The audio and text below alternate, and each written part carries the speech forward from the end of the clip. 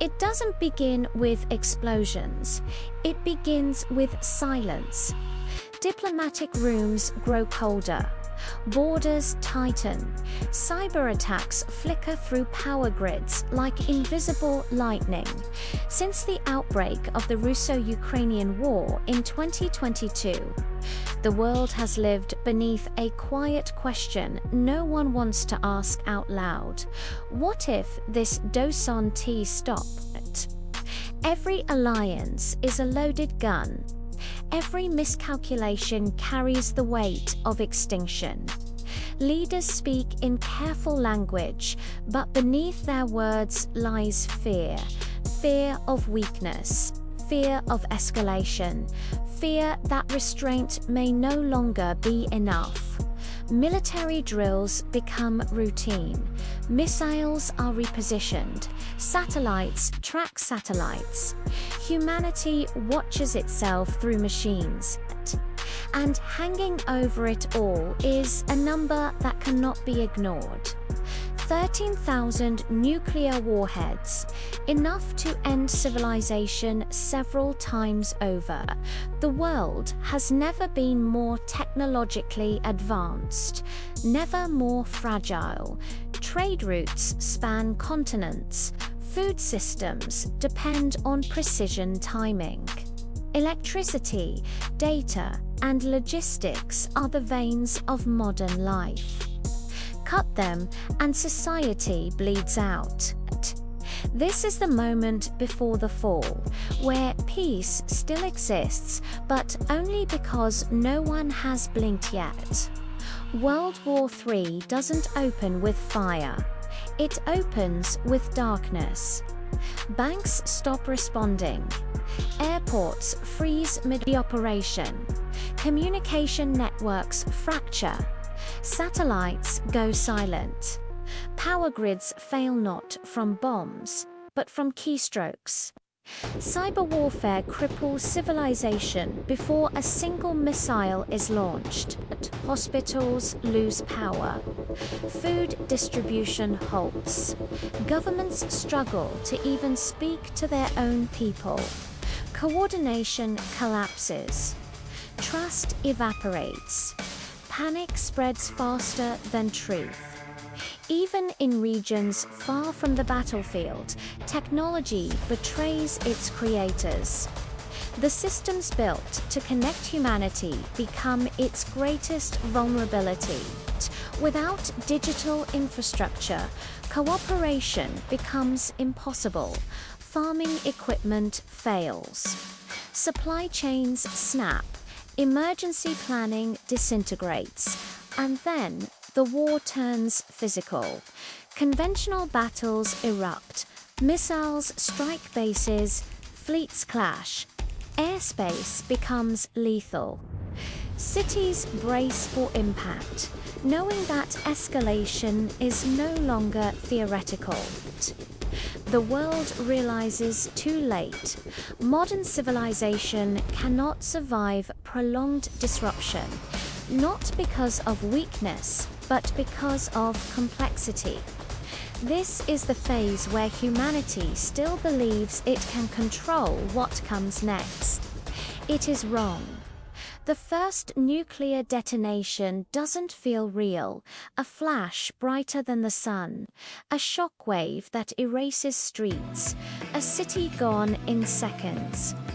Then another, and another. Nuclear war is not a single event, is a chain reaction of fear. Retaliation follows retaliation.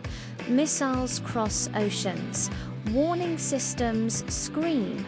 Decisions are made in minutes that will define the fate of humanity for centuries. The immediate death toll is staggering. Millions vaporized. Entire regions uninhabitable. Radiation spreads silently, carried by wind and rain. But the true horror comes later. Smoke and ash rise into the atmosphere, blocking sunlight. Temperatures fall, seasons break, crops fail. This is not just nuclear war, this is nuclear winter. The planet itself turns hostile. The world does not starve immediately, it starves slowly. According to a study by Rutgers University, more than 5 billion people, 63% of the world's population, would die of famine after a full-scale nuclear war. Fields, once fertile, produce nothing. Livestock perish, fisheries collapse. Global trade is dead. Food no longer moves, it simply disappears. In the world's most powerful nations, food production collapses by 97%. China, France, Russia, the United Kingdom, the United States. Cities become traps. Governments lose control. Hunger turns neighbors into enemies. Survival becomes instinct, not morality. This is where most of humanity dies, not from fire, but from emptiness. And yet, humanity does not vanish completely. A study published in the journal Risk Analysis examined 38 island nations, searching for places that could survive an abrupt sunlight-reducing catastrophe, nuclear war, supervolcano, or asteroid impact. The results are unexpected.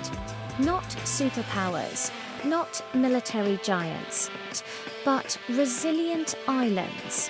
Countries like Indonesia, the Philippines, Mauritius, New Zealand, Iceland, and others possess something rare: local food production, diverse agriculture, stable climates, isolation from direct nuclear targets. Even under reduced sunlight, these nations could produce enough food to sustain their populations. Technology would still fail. Life would be harder, but survival could. In these places, humanity rebuilds in fragments. Knowledge is preserved. Seeds are guarded. Communities adapt. Civilization survives. Not everywhere, but somewhere. World War III leaves no true winners, only survivors. The world that emerges is quieter, smaller, wiser, or broken beyond repair. Humanity learns too late that power without restraint is self-destruction. The lesson is brutal and simple. Modern war is no longer about victory. It is about whether humanity continues at all.